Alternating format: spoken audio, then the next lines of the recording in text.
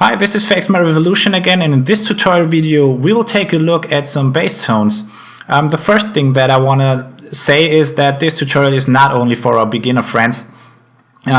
This tutorial is also for the little bit more advanced users, I think, and this is because on these 4 tracks, which are also the final result of this whole tutorial, by the way, there's going on a little bit of routing shenanigan between these 3 tracks, and I think even the more advanced users can learn something from it. Alright, so that you can follow up with me and that you know what I did on these 4 tracks and how I tweaked the plugins and this stuff, I will now go ahead and recreate each one of these tracks so that you can see step by step what I did. I will not talk about every plugin and how I tweaked it and why I tweaked it like this, because otherwise this tutorial will at least go for 4 hours or something like that. So, but in the end, you will see and understand what I exactly did. Alright, so let's start right off. What you can see here is a directly recorded bass track. This went directly into my M Audio Profire 610 audio interface, and the bass that I used was some kind of a Yamaha 150 baht passive bullshit.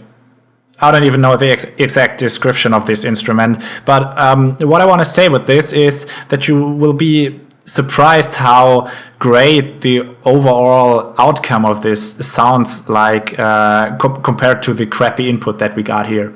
So just take a brief listen.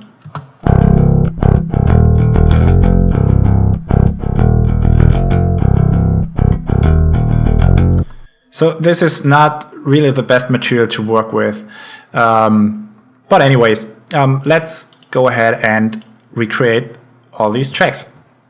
The first track that we need is the bass track. This is our folder track, and all the other bass tracks will be placed underneath it. So let's create them. Sub, direct, and our amp track.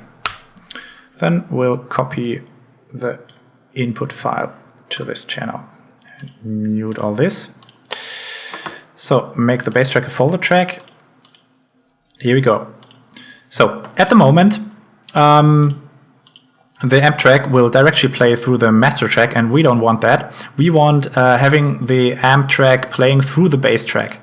And in order to do this, we will go to this I/O form here and deactivate the master send and add a new send to our track number 1, which is the bass track.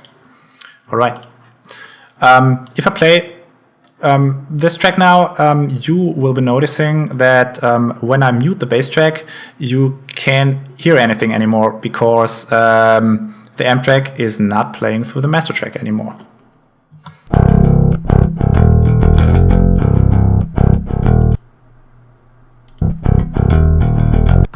Alright, great. So let's add some plugins to this track. The first plugin you won't really need. This is just because I recorded this whole riff 5 minutes ago in front of my computer, and my bass is really good at recording all the noise that I don't want on my recordings.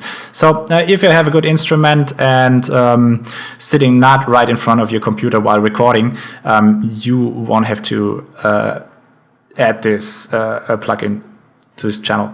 So this is just a noise reducer. Alright, the second plugin which we'll be using is the amp simulation, the bass amp simulation. This is from the same manufacturer as the FreeAmp plugin is, which I used in my guitar tutorial. And I don't know what they call it. The DLL file is called third bass, and right here we have Hellion. So I don't really know what this plugin is called. Third bass or Hellion plugin. All right, you have my compressor settings right here. The drive is all the way to the bottom. 12 o'clock low end. The mids are a little bit decreased, a little bit more high frequencies, and the limiter is activated. Just don't care about the Synthism stuff right here. I deactivated it.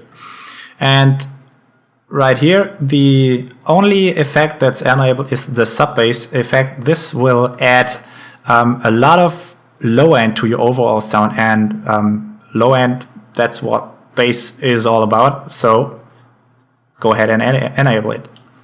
Won't regret it. So just let's close this and take a listen.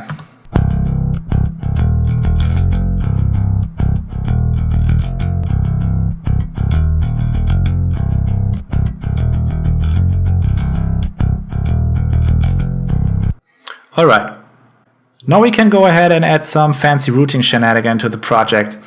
For doing this, I will open up my little helper Paint. Yeah, here it is. And this is the situation that we got at the moment. We have the amp channel playing through the bass channel. And what we want to do next is to add a send from the amp channel to the direct channel, which will be configured as pre-FX. I will tell you in a minute what that means. We want to add a send from direct to bass. We want to add a send from amp to sub, and we want to add a send from sub to bass. Easy. So let's go ahead and do this. Add a send to sub and another send to direct, which will be configured as pre-FX. As I said, add a send to bass from direct and disable the master send, and the same for the sub channel right into bass. So now we got this.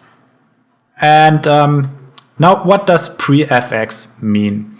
This means that the signal which will be sent from the amp channel to the direct channel will be split up before it runs through the effect chain of the amp channel and before it runs through the volume fader of the amp channel. So this means it really doesn't matter what plugins are configured or if they disable or not, and it doesn't also matter what volume is set right here. The direct channel will get the raw naked signal from this wave file. I can show you this. I solo the direct channel, and now I will play a little bit around.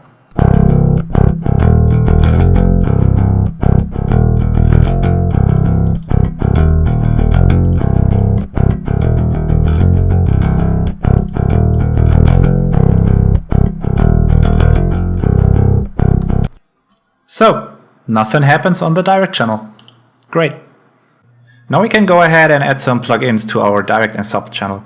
In this track setup, the direct channel will be acting as some kind of a mid booster to the overall sound, and the sub channel, as you can assume from its name, this will be the channel which you don't hear, but which you feel a lot. So, let's go ahead and add a compressor to our direct channel. In my case, it's the C1 compressor from Waves. You don't have to use exactly this plugin because this is a very expensive one. You can use any free compressor that you have. Or, for example, if you're using Reaper, the Rear Comp plugin is very cool. So, here's my setup. The threshold is set to -14.7. The ratio is 4.5 to 1.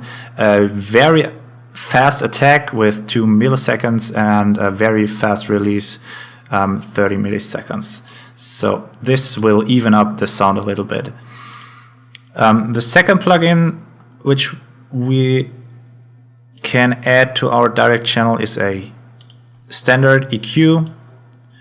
Here we have a high pass at 150 Hertz, and we have a 4.6 decibel decrease at 400 Hertz.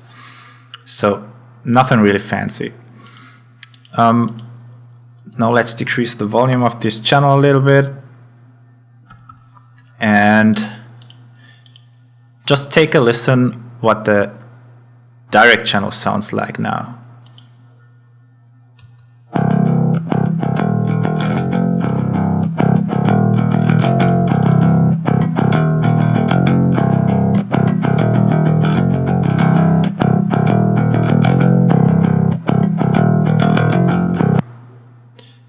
So let's compare this to the amp channel.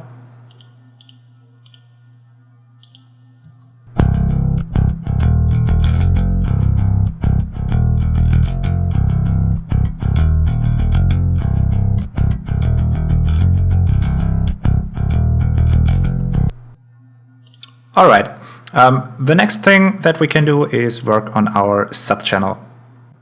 Now let's add a high and low cut filter plugin to the subchannel.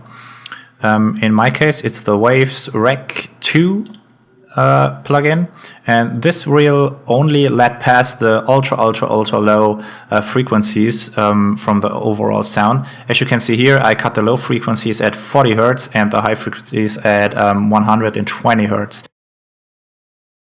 So the second plugin that I use is a loudness maximizer plugin. It's called Waves L3 Ultra Maximizer. If you don't have a free loudness maximizer or a similar plugin, you can use a standard compressor for this purpose and just skyrocket the ratio to 10:1 or something like that, set a really fast attack, really fast release, and then tweak the compressor so that your gain reduction ends up at let's say 9 decibel. So compress it really hard. If it starts pumping a little bit, it doesn't matter. I show you in a moment how this sounds like. So let's check out the sound of the subchannel. Here we'll decrease it a little bit. So I solo it, and here we go.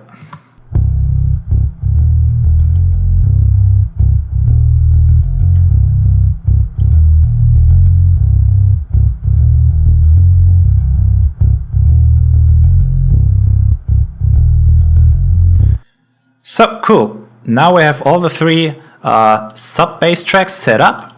Now it's time to add some final plugins to the folder track.